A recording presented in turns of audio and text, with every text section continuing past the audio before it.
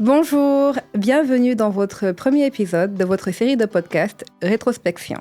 Je m'appelle Fatou Binta et aujourd'hui comme invité, vous avez Fatou Binta.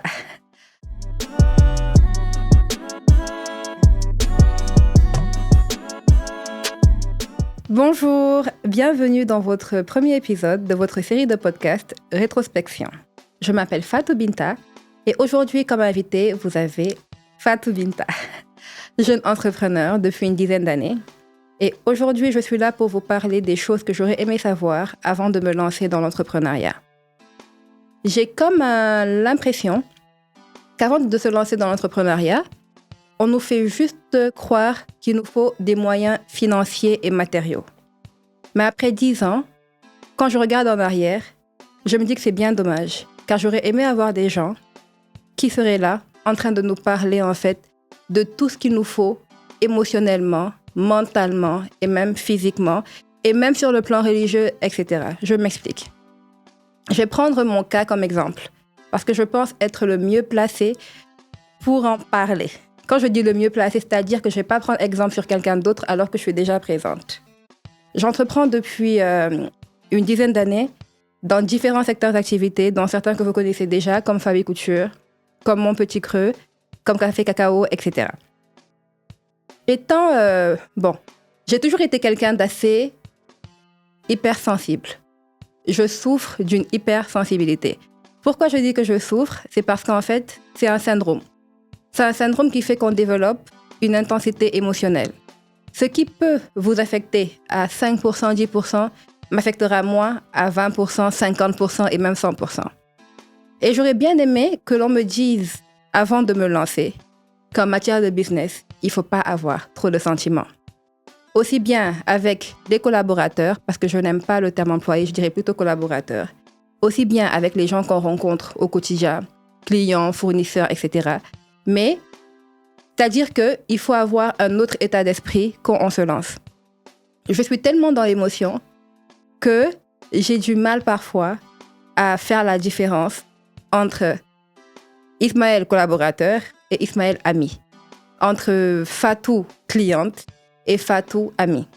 Ce qui fait que parfois, je peux en vouloir à la personne pour des choses dont je suis moi-même fautive. Je vous donne un exemple beaucoup plus concret. Je peux avoir Fatou comme ami et aujourd'hui rater le rendez-vous que j'avais donné à Fatou pour la livraison de sa tenue. Je vais en vouloir à Fatou en me disant que c'est une amie, qu'elle me connaît, qu'elle doit me comprendre, alors que non, en ce moment-là, je n'ai pas en face de moi Fatou amie, mais j'ai plutôt Fatou cliente. D'où la nécessité de savoir, en fait, de pouvoir faire la différence entre les deux personnages, si je peux appeler ça comme ça. J'aurais aussi aimé que l'on me dise qu'en matière de... Avant de se lancer dans l'entrepreneuriat, il faut avoir une force mentale que je n'ai pas eue pendant au moins 9 ans et que je pense que j'ai eue juste au courant de l'année 2024. Parce que je suis quelqu'un qui accepte les critiques en me disant que toute critique est constructive, mais qui parfois peut un peu mal le percevoir, si je peux le dire comme ça, et c'était dû à mon intensité émotionnelle, à mon hypersensibilité. C'est par exemple, Fatou peut venir me dire « Ah, je trouve que tu aurais pu faire ceci », et je vais me dire « Mais pourquoi elle me dit ça maintenant ?» Elle a vu toute la peine que je me suis donnée pour réaliser le projet, etc. Elle aurait pu me le donner avant, alors qu'elle a dit de manière spontanée, de manière sincère, chose que moi, je peux prendre au second degré, non pas parce que je suis susceptible, mais tout simplement parce que j'ai une intensité émotionnelle qui est un peu trop développée. Et c'est après, avec le temps, que je me dirais « Ah, mais elle a eu raison », etc. Et voilà, je prendrai conscience de tout cela. Le rôle de la foi dans l'entrepreneuriat aussi, j'aurais beaucoup aimé qu'on en parle. Parce qu'avant de me lancer, j'avais pas une foi aussi développée que là maintenant. Là, je pense que c'est tous les échecs que j'ai eu à connaître durant cette dizaine d'années, tous les coups bas, tous les moments de blue qui ont fait qu'aujourd'hui, je place Dieu au centre de mon business. Parce que je me rends compte que le talent à lui seul ne suffit pas. Il y a tellement de personnes talentueuses, tellement de personnes, je dirais, qui sont dotées d'un talent incommensurable, beaucoup plus que moi et tous ceux qui me suivent, mais qui aujourd'hui, par exemple, n'arrivent pas à percer comme nous, on a eu la chance de percer. Parce que si je suis là aujourd'hui en train de parler, Et si vous êtes là aujourd'hui en train de m'écouter, c'est peut-être parce que j'ai joué une petite partition qui vous donne l'envie d'écouter Fabi parler. Et pourtant, il y a des gens qui sont chez eux, qui ont 10 fois plus de talent que Fabi, qui ont 10 fois plus de capacité physique que Fabi, mais qui ne peuvent pas réaliser ce que Fabi est en train de réaliser, non pas parce qu'ils n'ont pas de chance, parce que je ne fais pas partie de ceux qui croient au facteur chance, mais tout simplement peut-être parce que ce n'est pas encore le moment pour eux. Donc si nous, Dieu nous a donné la chance et a accepté que ce soit notre moment, je pense qu'on doit placer la foi au centre de tout ça. En quoi faisant? Il arrivera des moments où ça ne marchera pas comme on veut que ça marche. On peut être à notre prime mentalement, avoir 100% d'inspiration, être peut-être au top de notre niveau, faire sortir une collection et voir en fait que ça n'a pas marché comme on le souhaite. C'est pas parce qu'on n'est pas talentueux, c'est pas parce que on n'a pas bien fait les choses, c'est pas parce que X ou Y est plus talentueux que nous, c'est juste pour une bonne raison, c'est juste parce que ce n'était pas encore le moment. Pour se lancer dans l'entrepreneuriat, honnêtement, quand je parle de la place de Dieu dedans, je peux faire au moins 10 heures, 20 heures, une semaine, juste à en parler. Mais avec le temps, quand vous vous lancerez, ou avant même de vous lancer, dites-vous qu'il arrivera des moments où vous pouvez même avoir des envies suicidaires, non pas parce que vous êtes trop faible, mais parce que vous aurez parfois l'impression que tout est en train de vous tomber dessus. Avant de me lancer dans l'entrepreneuriat, j'aurais aimé qu'on me dise, que mon entourage me fasse savoir que je suis une très bonne designer, mais que je ne suis pas un bon manager. J'ai toujours été désordonnée. Dans mon enfance, j'ai grandi comme ça. Dans mon environnement, j'ai grandi comme ça. Je ne suis pas quelqu'un de sale, mais je suis très désordonnée. Je peux tout de suite poser un truc à un endroit et ne plus savoir où est-ce que je l'ai mis. Je peux dire à quelqu'un, je t'appelle dans 10 minutes et oublier en fait que j'ai dit à la personne que je vais l'appeler. Pour que je puisse me retrouver en fait dans mon milieu, dans mon environnement, il faut un peu que les choses soient éparpillées. Quand tout est en règle, tout est en ordre, j'ai un peu de mal à me retrouver. On a l'habitude de me dire que les artistes sont comme ça, mais je pense que moi, mon cas, il est un peu pire. Mais il faut savoir faire la différence entre un manager, un designer, un DA, etc. Tu peux avoir tout le talent qu'il faut, c'est-à-dire savoir dessiner, savoir chanter, savoir filmer, etc. Mais pour pouvoir gérer ta clientèle, pour pouvoir gérer le milieu dans lequel tu évolues, pour pouvoir gérer tes collaborateurs, etc., si tu n'as pas une certaine force mentale, si tu n'as pas une certaine autorité, entre guillemets, parce que quand je parle d'autorité, je ne parle pas d'impolitesse, tu ne pourras pas le faire. Si tu n'arrives pas à te retrouver dans un milieu où tout est en ordre, écoute, tu auras certainement parfois du mal à te retrouver dans les rendez-vous que tu donnes, etc. Et moi, en fait, ça a été mon cas durant longtemps. J'ai entendu ma mère me dire pendant longtemps, franchement, tu as beaucoup de talent. Tu es une très bonne designer, tu fais très bien tes modèles, mais tu n'es pas un bon manager. Et parfois, j'avais la fâcheuse habitude, en fait, de mettre les mauvaises personnes à un endroit, tout simplement parce que je faisais passer les sentiments avant toute chose. Donc, j'aurais vraiment aimé que quelqu'un ait la franchise au début de me dire, Fabi, écoute, sois derrière et mets quelqu'un à la place du management. Il y a tellement de choses que je peux citer. Et quand j'en parle, c'est un peu comme si j'avais des regrets parce que je me rends compte que si je l'avais su avant, si j'avais eu des personnes qui pouvaient nous parler de cette face invisible de l'iceberg de l'entrepreneuriat, il y a plein d'erreurs que je n'aurais pas eu à faire actuellement. Il y a plein d'erreurs que je n'aurais pas commises dans le passé et qui aujourd'hui empiètent sur le présent et qui aujourd'hui peuvent retarder ton évolution. Je suis quelqu'un qui parle beaucoup, oui, mais qui ne communique pas assez. Ou qui ne communique pas pour les bonnes choses. J'aurais aimé, avant d'entreprendre, que l'on me dise qu'il faut communiquer. Une communication, un appel, un message peut sauver beaucoup de choses. Si je reprends mon cas comme exemple, il arrive des fois où tu peux avoir certains couacs au niveau de l'atelier, où tu vas rater un rendez-vous, etc. Au lieu d'attendre que la dame t'appelle pour te dire « Ah, je suis en route », il aurait été mieux de prendre les devants et de lui écrire peut-être 1 heure avant, c'est toujours pas mal, ou 24 heures avant pour lui dire « Ah, il y a un problème, votre tenue ne sera pas prête à temps, etc. » Et j'avoue que ça a toujours été un fait pour moi, parce que c'est pas spontané. Mais comme je vous le dis, je suis quelqu'un d'assez désordonné et j'oublie tout. Alors, il y a encore beaucoup de choses. L'organisation, je pense que ça rejoint le cas du désordre que j'aurais aimé que l'on me dise avant de me lancer dans l'entrepreneuriat. J'aurais aussi aimé qu'on me dise que, et ça rejoint un peu mon intensité émotionnelle, mon hypersensibilité. Et ça, ne le prenez pas mal. Ne le prenez surtout pas mal, mais c'est un fait. J'aurais aimé qu'on me dise que mes clients ne sont pas mes amis. Quand je le dis comme ça peut choquer, parce que j'ai des clients avec qui j'ai de très, très, très belles relations. Et je pense que mes plus belles relations, je les ai eues dans le milieu professionnel. Parce que je suis quelqu'un qui n'a pas vraiment un cercle d'amis très ouvert. J'ai très peu d'amis et je pense que même mes plus belles rencontres, encore une fois, je les ai eues dans le milieu pro. Mais je vais vous donner un exemple. Il arrivait une période de ma vie où j'étais j'étais pas bien, j'étais pas au top de ma forme. Et automatiquement, quand tu m'appelais pour une tenue ou si je devais te livrer un truc, je te disais automatiquement, aujourd'hui je suis pas bien, je te l'enverrai demain, aujourd'hui je suis pas là et tout ça.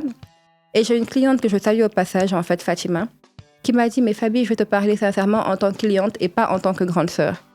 Mais mot pour mot, elle m'a fait savoir qu'on n'en a rien à faire, en fait, que tu sois pas bien, que tu sois malade, etc. Tu as un rendez-vous à honorer.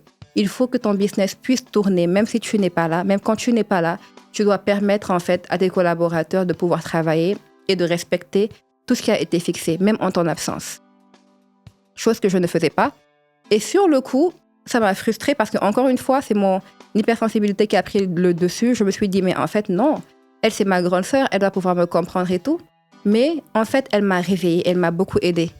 Parce que oui, même si je ne suis plus là aujourd'hui, j'ose espérer que mon œuvre va continuer de grandir.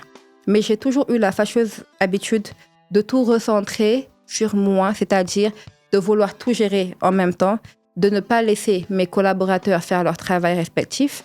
Et automatiquement, quand il y a un problème, quand j'ai un bad mood, quand je ne vais pas bien, je ne travaille pas. En me disant, je ne vais pas bien, telle cliente est censée comprendre, telle cliente est censée comprendre, chose qui n'est pas bien. Donc, j'aurais aimé que l'on me dise carrément que tes clientes ne sont pas tes amis. Et je vais vous dire encore un truc aux entrepreneurs qui me suivent et qui m'écoutent. Généralement, j'ai appris que il faut savoir dire non. J'aurais aimé qu'on me dise et que l'on m'apprenne à dire non, je ne peux pas. Parce que la majeure partie du temps, les clientes qui m'ont un peu forcée à accepter leur commande, qui m'ont un peu forcée à faire une concession vis-à-vis de ce qu'elles voulaient, sont les clientes qui m'ont le plus fatiguée. Et je ne le dis pas pour que mes clientes se sentent frustrées, parce que comme je vous l'ai dit, j'ai une famille, j'ai même plus de clientes maintenant, j'ai une grande famille, mais c'est vrai. Et je me dis que dire non pour sauver une relation, c'est mieux que dire oui pour ensuite voir cette relation-là gâchée. Parce qu'à plusieurs reprises, j'ai eu à dire « Ok, d'accord, je vais le faire ». Et après, voir qu'il y a eu des contraintes de temps qui ont fait que ça ne puisse pas avoir lieu et voir ensuite cette relation gâchée ou tout simplement ne pas pouvoir faire exactement ce que je voulais, tout simplement parce que j'ai voulu faire plaisir. Il faut savoir dire non aussi par rapport aux finances. Je suis quelqu'un qui est très sensible à ça. Je n'arrive pas à parler argent, je n'aime pas les débats d'argent. Et même pendant longtemps, à chaque fois qu'une cliente est venue à mon lieu de travail pour commander une tenue ou quoi que ce soit, je me suis mis en retrait lorsqu'il fallait parler argent, en laissant la gérante en parler, etc. Et après, c'est ce qui entraînait des choses comme lors de la livraison, qu'elle ne paye pas, qu'elle fasse certains trucs et que je me sens gênée de demander. Et je ne peux pas vous dire à combien de reprises je me suis retrouvée sans un sou parce que tous mes sous étaient dehors. Mais je suis quelqu'un qui comprend parce que je suis passée par beaucoup de choses qui font que je démystifie beaucoup de petits trucs, comme l'argent, comme le matériel, etc. Mais il faut avoir beaucoup d'autorité avant de se lancer dans l'entrepreneuriat. Et j'aurais aimé que l'on me dise cela, Fabi, essaie d'être un peu plus autoritaire. Essaye de mettre tes émotions de côté. Essaye de mettre ta sensibilité de côté. Essaye d'être un peu rude, droite avec toi-même avant de te lancer dans l'entrepreneuriat. Mais j'aurais aussi aimé, et je pense que ce sera peut-être le mot avec lequel je vais conclure, j'aurais aussi aimé que l'on me dise de ne pas être trop exigeante avec moi-même. Que l'on me dise de savoir célébrer chaque petite victoire que je remporte au quotidien.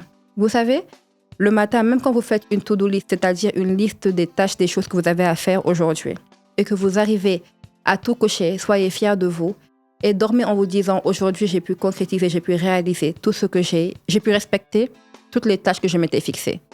C'est un combat et c'est une victoire que vous aurez remportée. Mais je suis quelqu'un j'ai toujours été très exigeante avec moi-même. À chaque sortie de collection, je me dis non, c'est pas assez, j'aurais pu faire mieux, pourquoi j'ai pas fait ceci, j'aurais pu penser à cela. Donc pendant que tout le monde est en train de m'acclamer, que tout le monde est en train de me féliciter, moi je suis plutôt fixée sur ce que je n'ai pas fait. Donc avec le temps, je n'ai jamais pu vraiment valoriser mon travail à sa juste valeur. Je me suis rendu compte que pendant de nombreuses années, j'ai vendu des tenues à perte, tout simplement parce que je me disais que si je vends à un certain prix, les gens ne vont pas acheter. Parce que qui suis-je pour que les gens achètent des tenues à un tel montant? Alors que derrière chaque tenue se trouve ou se cache, je dirais plutôt, une histoire, beaucoup d'efforts, beaucoup de peine, beaucoup de sueur et surtout beaucoup de travail. Donc valorisez-vous assez pour pouvoir vraiment être fier de chaque combat que vous réalisez au quotidien, pour pouvoir aussi vous vendre. Quand je dis vous vendre, c'est voilà, un truc que vous comprenez à votre juste valeur. Parfois, on fuit tellement les critiques et on se rend pas compte en fait que on se dit nous-mêmes les choses qu'on veut pas entendre. Je vais vous donner encore un autre exemple. Pendant longtemps, j'ai eu peur que l'on me dise « Ah, c'est pas assez ce que tu fais. Ah, tu n'as pas bien fait ceci. Ah, la tenue n'est pas top. Ah, tu aurais mieux fait ça. » Alors que c'est exactement ce que je me reproche. C'est ce que je fais avec moi-même tous les jours. Je peux pas vous dire combien de fois, après un shooting ou après un truc, je me suis mise à dire à Nafissa ou à quelqu'un d'autre « Ah, mais c'est pas assez bien. Ah non, mais ceci. Ah non, mais cela. » Pendant ce temps, il y a tellement de gens qui sont derrière, en train d'admirer, en train de vanter ce que je fais, de vanter mon travail, de se dire que « Ah, mais voilà, elle est top, ceci, cela. » Mais si tu n'es pas encore reconnaissante pour les petites victoires que tu es en train de gagner quotidiennement, tu ne seras pas reconnaissante aussi pour les grandes victoires que tu es en train de gagner, que tu gagneras dans le futur. Il faut apprendre à être fier de soi, à ne pas accepter que l'on nous oppresse. C'est-à-dire l'environnement, les comparaisons, les trucs de ce genre, il faut le refuser. Et tout cela rejoint ce que je disais au début. Il faut avoir un mental fort, chose que moi, je n'ai pas eu depuis longtemps et que j'apprends à avoir maintenant parce qu'il est arrivé un moment où j'ai vu que ma santé mentale était complètement atteinte et que j'étais complètement down. Donc, je pense que je vais clôturer en vous annonçant déjà le thème de notre second podcast, qui porte sur la santé mentale. J'espère, que vous avez pris plaisir à m'écouter. Et on se dit à très bientôt dans le second épisode de Rétrospection. Je vous souhaite de passer une belle soirée.